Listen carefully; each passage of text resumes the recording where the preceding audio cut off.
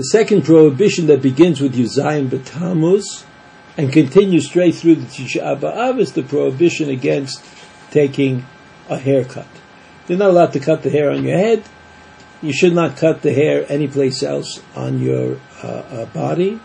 Of course, there's a special exclusion for mustaches. If the mustache that you have bothers you when you eat, then you could cut it and cut it short. This prohibition of cutting your hair is equally applicable to men and to women. The last thing that I want to remind you of in this review is shechiyanu.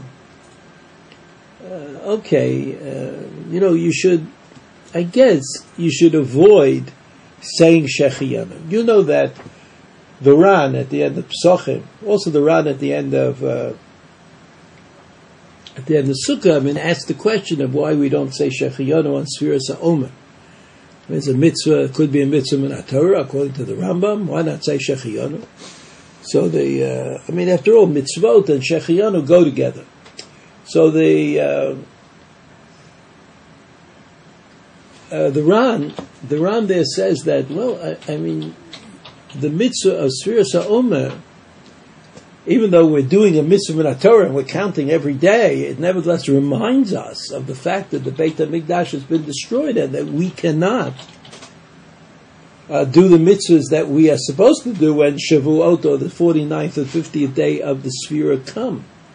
So he says, how can we say Shechiyanu? Because Shechiyanu, after all, says we're at a happy time. Shechiyanu v'kiyimanu lazman. Similarly, during the 3 weeks, when the ambience of the 3 weeks is like to bring me to Tisha B'Av and to remind me of the overwhelming importance and nature of the destruction of the temple, it would seem odd that you would say Shechiyanu during those days. So when there is a specific directive in the halacha to say Shechiyanu, okay. But when it comes to new clothes, putting on new clothes, after all, the Gemara says that causes the kelim chadashim. It's simcha. So you shouldn't put on clothing that you'd have to make shechiyanu. The Gra, of course, who was like the ultimate Litvak, thought that these things had nothing to do with each other. You could be unhappy and say shechiyanu, and therefore he would say shechiyanu even on the 3 weeks.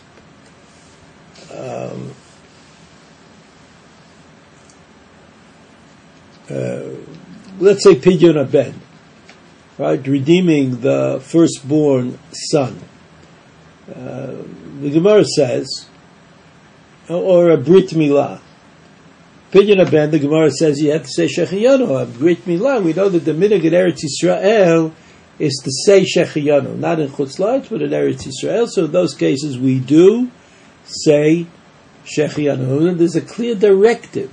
But when it's our choice, and we can avoid it, like putting on new clothes, we should avoid saying Shechiyanu.